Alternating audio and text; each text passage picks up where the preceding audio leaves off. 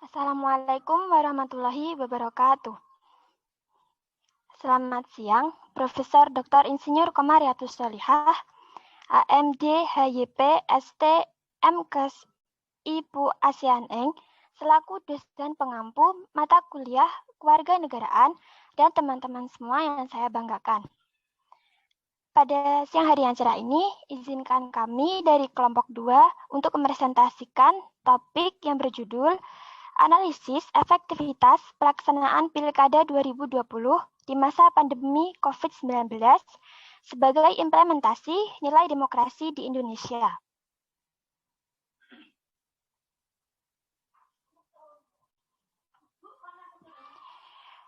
Sebelum memulai presentasi kali ini, ada baiknya kami memperkenalkan diri terlebih dahulu dengan teman-teman di kelas yang insya Allah berbarokah ini. Perkenalkan, nama saya Alimatus Sofia, asal daerah saya dari Kabupaten Bojonegoro, Provinsi Jawa Timur.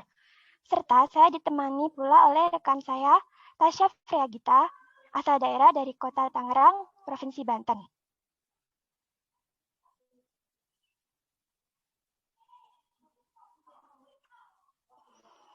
Kemudian, kami haturkan rasa terima kasih kami kepada segenap pimpinan Universitas Brawijaya, kepada Bapak Rektor, keempat Wakil Rektor, Bapak Dekan Ilmu Administrasi, Ibu Ketua Prodi Ilmu Perpustakaan, serta tak lupa beliau yang kami hormati, Ibu dosen pengampu mata kuliah kewarganegaraan, yaitu Profesor Dr. Insinyur Komariatus Solihah. Kemudian, ini adalah rangkaian alur dari materi yang akan kami paparkan pada presentasi kali ini. Kami akan memulai materi pertama dengan tujuan dan metode penelitian yang akan disampaikan oleh rekan saya, Tasya Friagita. Kepada Tasya, dipersilahkan. Baik, terima kasih moderator. Adapun tujuan dalam penelitian ini adalah yang pertama, mengetahui bagaimana solusi yang baik agar penyelenggara Pilkada serentak 2020 tetap terlaksana meski di tengah kondisi pandemi COVID-19. Yang kedua, mengetahui dampak positif dan dampak negatif dengan tetap diselenggarakannya Pilkada serentak 2020 di tengah pandemi COVID-19. Selanjutnya, metode penelitian. Pendekatan yang digunakan dalam penelitian ini adalah pendekatan kuantitatif, yang merupakan salah satu jenis metode dari jenis penelitian deskriptif, yaitu metode survei. Survei dalam penelitian ini akan diterapkan dengan mengumpulkan informasi tentang pelaksanaan pemilu sebagai implementasi demokrasi menggunakan angket yang diisi oleh para responden, yaitu teman-teman Ikatan Alumni SMA Plus Al-Fatimah tahun 2020 di Desa Sukorejo, Kecamatan Bojonegoro, Kabupaten Bojonegoro. Selanjutnya,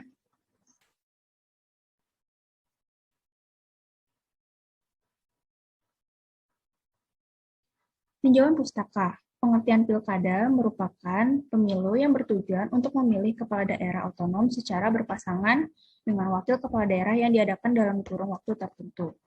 Selanjutnya, dapat kita lihat setelah disebutkan pendapat mengenai fungsi dan makna diadakannya pemilu atau pilkada menurut Willy, maka dapat dikatakan bahwa pemilu merupakan alat dari negara demokrasi untuk melaksanakan kedaulatan rakyat secara periodik dengan aman, tertib, dan berdasarkan hukum. Hanya saja para sarjana maupun ahli tidak pernah membayangkan adanya suatu keadaan yang tidak memungkinkan untuk mencapai hal-hal yang dirumuskan dalam tujuan, makna, dan fungsi pemilu di slide ini secara sepenuhnya, seperti munculnya permasalahan dalam pelaksanaan salah satunya kasus COVID-19 seperti saat ini. Selanjutnya, tinjauan empiris. Pada bagian tinjauan empiris ini berisi tentang referensi jurnal-jurnal relevan yang peneliti gunakan untuk membantu menyusun penelitian ini. Di sini kami hanya mencantumkan 2 jurnal. Sebenarnya ada 6 jurnal di makalah, namun kami memilih 2 yang menurut kami isinya lebih spesifik berkaitan dengan penelitian yang dilakukan, yaitu berkaitan dengan efektivitas pelaksanaan Pilkada serentak 2020 pada masa pandemi COVID-19 di Indonesia. Berikutnya, kita masuk pada tinjauan teoritis. Pengertian pemilihan kepala daerah merupakan instrumen yang sangat penting dalam penyelenggaraan pemerintahan daerah berdasarkan prinsip demokrasi di daerah, karena disinilah wujud bahwa rakyat sebagai pemegang kedaulatan menentukan kebijakan kenegaraan, yang berarti bahwa kekuasaan tertinggi untuk mengatur pemerintahan negara ada pada rakyat melalui pemilu kada. Rakyat dapat memilih siapa yang menjadi pemimpin dan wakilnya dalam proses penyaluran aspirasi yang selanjutnya menentukan arah masa depan sebuah negara. Kepala daerah dan wakil kepala daerah yang dimaksud dapat mencakup gubernur dan wakil gubernur untuk provinsi, bupati dan wakil bupati untuk kabupaten, wali kota dan wali-wali kota untuk kota. Pilkada diselenggarakan oleh KPU atau Komisi Pemilihan Umum Provinsi dan KPU Kabupaten dengan diawasi oleh Panitia Pengawas Pemilu Provinsi dan Panwaslu Kabupaten Kota. Selanjutnya, pemilihan kepala daerah diatur menurut Undang-Undang Negara Republik Indonesia tahun 1945, diantaranya pertama pada pasal 18 ayat 4 UUD 1945, pada pembukaan alinea keempat UUD 1945, UUD NKRI tahun 1945 yang dirumuskan pada pasal 18 ayat 4 yang telah disebutkan pertama, dan pasal 1 ayat 2. Selanjutnya akan dilanjutkan oleh rekan saya, Alimatus Sofia. Nah, baik, selanjutnya adalah dampak positif dan negatif Pilkada serentak 2020 di tengah pandemi COVID-19. Nah, tetap diselenggarakannya Pilkada serentak tahun 2020 di tengah pandemi COVID-19 ini tentunya memiliki dampak positif dan dampak negatif. Yang pertama, dampak positif dari diselenggarakannya Pilkada serentak 2020 yaitu amanat regulasi yang berlaku menjadi tetap terlaksana.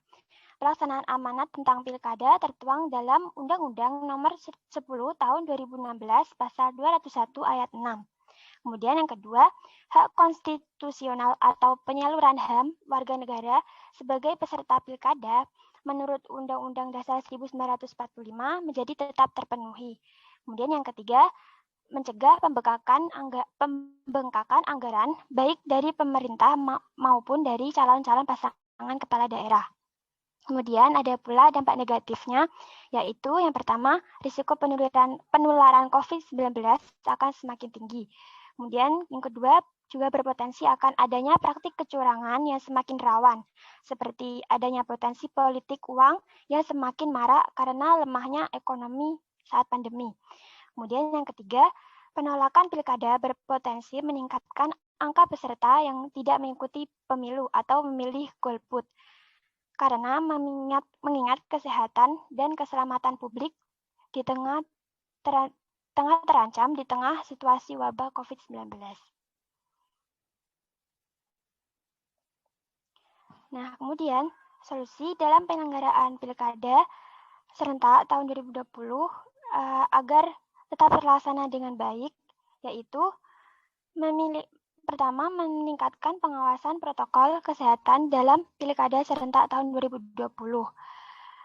Kemudian, tetap menjunjung integritas dari semua pihak, baik penyelenggara pilkada, peserta, dan pemilih dalam penyelenggaraan pilkada serentak tahun 2020.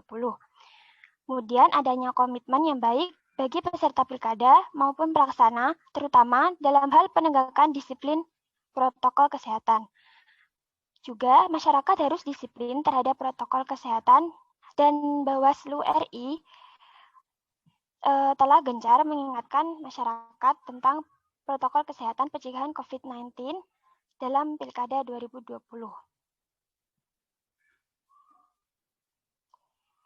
Kemudian ada hasil dan pembahasan penelitian. Penelitian ini berjudul Kuesioner tentang Pilkada di masa pandemi. Tujuan dari penelitian ini adalah untuk mengetahui seberapa besar perhatian masyarakat Indonesia terhadap penyelenggaraan Pilkada serentak tahun 2020 di tengah pandemi COVID-19.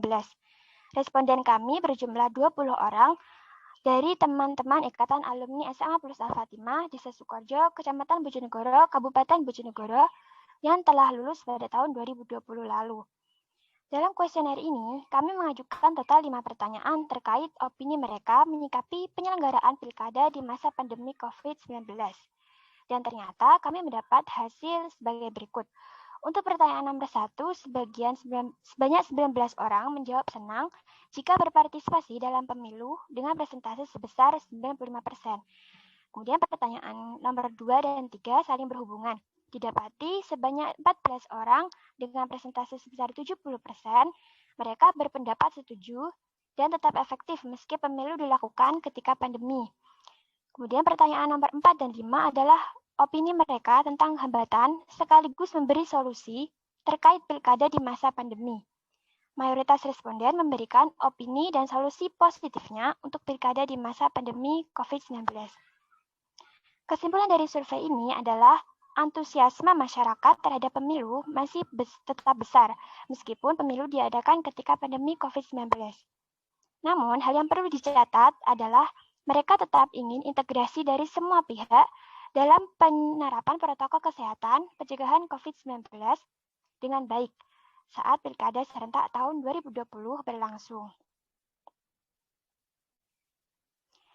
Nah, kesimpulan yang dapat diambil dari penelitian ini adalah yang pertama, dampak positif diselenggarakan Pilkada serentak tahun 2020 adalah negara tetap berusaha menjalankan amanat demokrasi dengan baik, dan dampak negatif dari tetap diselenggarakannya Pilkada serentak tahun 2020 adalah prediksi angka penularan COVID-19 yang semakin tinggi dikarenakan kerumunan. Kemudian, upaya utama agar penyelenggaraan Pilkada serentak tahun 2020 tetap terlaksana meski di tengah kondisi pandemi COVID-19 adalah dengan bersatu, disiplin menerapkan protokol kesehatan pencegahan COVID-19. Kemudian yang ketiga, penyelenggaraan Pilkada serentak 2020 yang telah digelar sebenarnya tidak menuai banyak mendapat respon negatif dari para calon pemilih. Namun, perlunya integrasi penerapan protokol kesehatan pencegahan COVID-19 dari semua lapisan agar pemilu sebagai cerminan kehidupan berdemokrasi dan keselamatan masyarakat dapat dicapai secara bersama-sama. Serta peneliti memberikan beberapa saran, diantaranya yaitu sejarah yang kelam akan beberapa kekurangan dari pelaksanaan demokrasi Indonesia di masa lalu hendaknya dijadikan pembelajaran bagi NKRI agar tidak terulang kembali dan menjadi lebih baik. Kemudian, hendaknya masyarakat tidak memandang perbedaan keyakinan, agama, adat istiadat, suku, budaya, perbedaan politik, dan sebagainya, melainkan menumbuhkan sifat toleransi, sebab perbedaan ialah bagian dari demokrasi. Kemudian, adanya tindak lanjut mengenai sosialisasi dari pemerintah, terutama bagi para pemimpin, hendaknya lebih memperhatikan kehidupan rakyatnya dan mencari solusi terbaik mengenai permasalahan yang mungkin terjadi dan mensosialisasikan kepada seluruh warga negara. Kemudian, adanya peraturan pada tiap daerah mengenai kearifan lokal, terutama demokrasi, agar semakin cinta dengan tanah kelahirannya. Nah, kemudian berikut ini adalah beberapa referensi yang kami gunakan untuk melengkapi pembuatan tugas ini.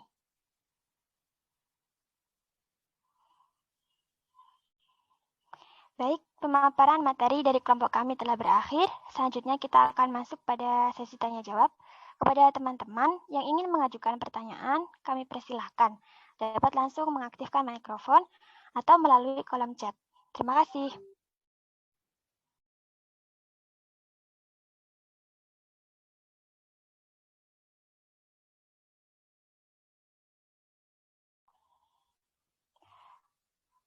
Baik, mungkin ada teman-teman yang ingin bertanya.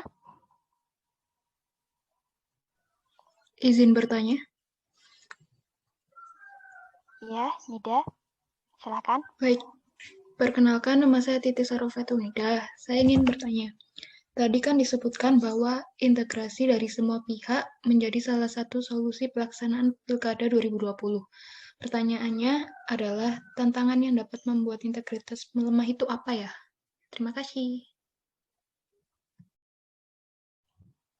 Baik.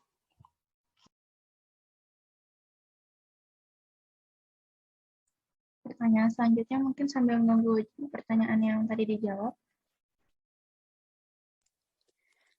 Izin bertanya. Tadi kan dalam materi sempat disebutkan salah satu solusi untuk pelaksanaan pilkada di masa pandemi, yaitu meningkatkan pengawasan protokol kesehatan kan. Nah, pertanyaannya, bagaimana cara pemerintah merealisasikan pengawasan protokol kesehatan itu sendiri? Terima kasih. Baik, terima kasih, Jul. Mungkin Sofia langsung jawab. Baik, saya akan menjawab pertanyaan dari Nida terlebih dahulu. Jadi tadi bertanya, apa tantangan yang membuat integritas melemah? Nah, dalam penerapan integritas, ada beberapa tantangan yang menjadi faktor melemahnya integritas. Itu antara lain, pertama, rendahnya nilai religius, disiplin, etika, adanya sifat tamak dan egois. Kemudian, tidak adanya niat baik serta keteladanan dari pemimpin untuk meningkatkan integritas. Karena keputusan pemimpin yang berlawanan dengan ketentuan undang-undang, tentunya itu akan dapat menyebabkan runtuhnya integritas. Kemudian yang ketiga, sistem dan prosedur yang tidak transparan dan efektif, yang menyebabkan berpotensi terjadinya kecurangan. Dalam hal ini adalah kecurangan dalam pelaksanaan pilkada, sehingga akan dapat menciderai nilai demokrasi. Kemudian juga ada struktur panitia pemilu yang tidak sistematis, tidak memiliki tujuan yang jelas, tumpang tindih, pembagian tugas, dan adanya persaingan yang tidak sehat. Dan yang terakhir adalah budaya kerja yang tidak mementingkan integritas. Nah, semua faktor ini tuh harus dihindari dalam pilkada serentak tahun 2020 agar dapat tercipta integrasi dari semua pihak. Begitu jawaban dari saya. Mungkin dari Nida ada tanggapan? Baik, sudah sangat jelas. Terima kasih. Sama-sama. Baik, kalau gitu saya langsung jawab pertanyaan dari Zul Maharani ya. Jadi pertanyaannya,